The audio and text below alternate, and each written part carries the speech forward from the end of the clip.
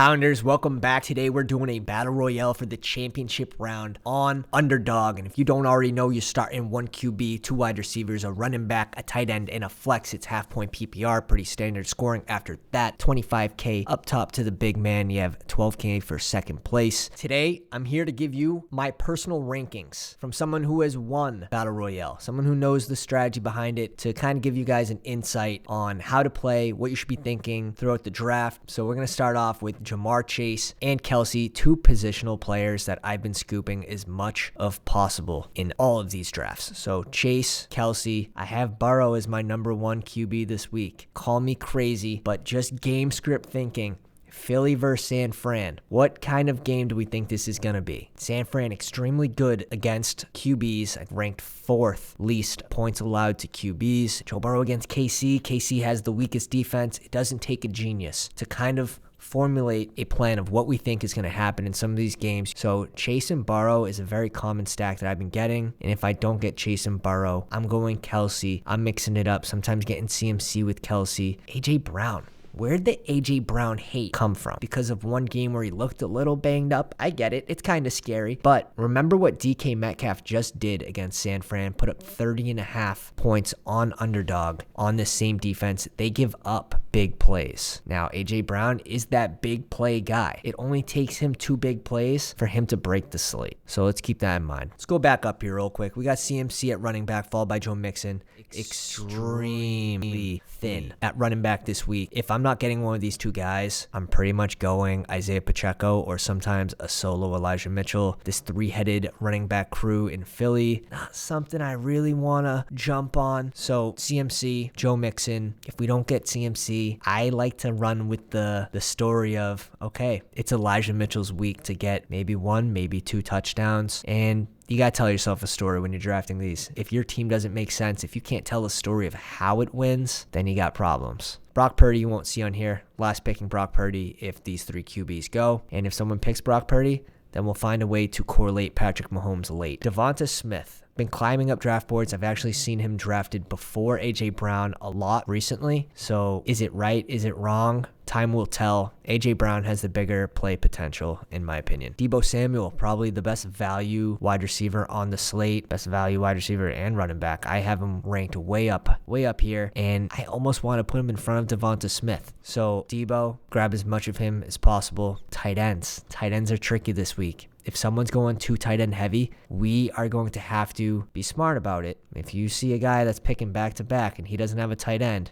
these 3 are off the board. I mean, Hurst, you can almost guarantee he's going to pick Hurst because there's a huge drop-off after Hurst. If we have Joe Burrow, you can go Hurst. Hurst can be a solo play as well. I don't mind it. I don't even mind playing T. Higgins in a double stack this week. The only problem double stacking Chase, Burrow, and Higgins is these 2 tight ends are usually not there. I have one lineup where I think Goddard fell. Now, if you want the double stack with T. Higgins, Jamar Chase, and Joe Burrow, and these 2 tight ends aren't there, I've been stuck with triple stacking probably 3 or 4 times. And this is kind of the risk to doing these drafts. You're not able to kind of build your team exactly the way you want it, but you do them enough times and you can kind of fall into a good spot with people doing stupid shit. So triple stack, not my favorite. If we can get double stack with one of these tight ends and then bring it back with like an Isaiah Pacheco, kind of leverage the KC game. Let's say Isaiah Pacheco gets in once or twice on the ground. It can completely leverage this slate here on the KC side of things with Patrick Mahomes being hindered by his injury. Just saw that 41 minutes ago. The coach came out and said that everyone will be practicing today, and it did not specify if that meant Hardman too, which I think is something to look out for because that will affect Tony's role more than anything. So following Isaiah Pacheco, I have Miles Sanders going up against the number 1 run defense.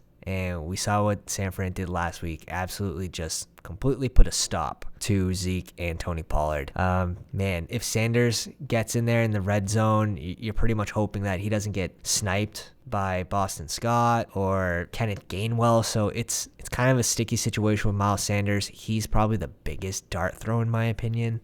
He got 17 touches, which is super positive against the Giants, but there's rumors of Miles Sanders having a lingering injury as well. So you're starting to see them get Boston Scott and Kenneth Gainwell Gainwell more involved. Jerick McKinnon, boom or bust, right? You're either getting 2 touchdowns and you're getting, 16 to 20 points, or you're going to get these 2 and 7-point games. I like Jerick McKinnon.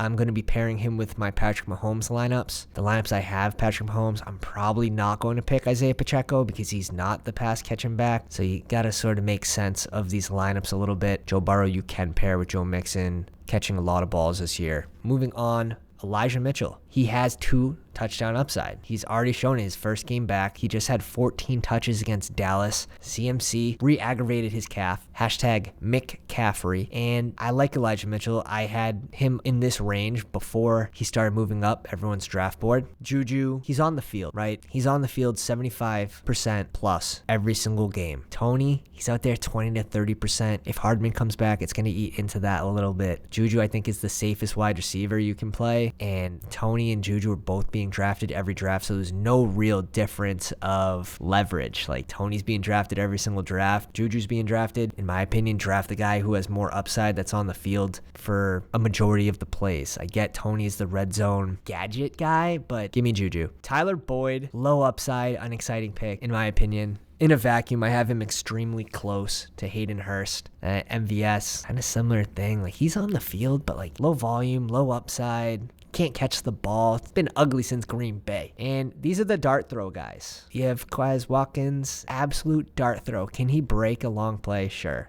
Kenneth Gainwell, not excited about these backup running backs for Philly against San Fran's #1 rush defense. I think it's extremely thin value there. Javon Jennings, he could break a long one. It's just he's not on the field for the majority of plays. These guys are just extremely thin. I will say, if you get sniped and Hurst gets taken, someone goes double tight end, someone grabs Kelsey, all 4 tight ends are gone. Noah Gray's being drafted about 44% of the time. So 2 tight end teams are not different this week. They're going to be just as chalky as the rest. So don't force 2 tight end teams and then end up with Boston Scott as your RB1. I'm mixing in Tanner Hudson here. And we see Noah Gray, sure, he can get in the end zone on some random like blocking, comes off the line, catches a touchdown play. Noah Gray's a dart throw. Tanner Hudson, just as much of a dart throw.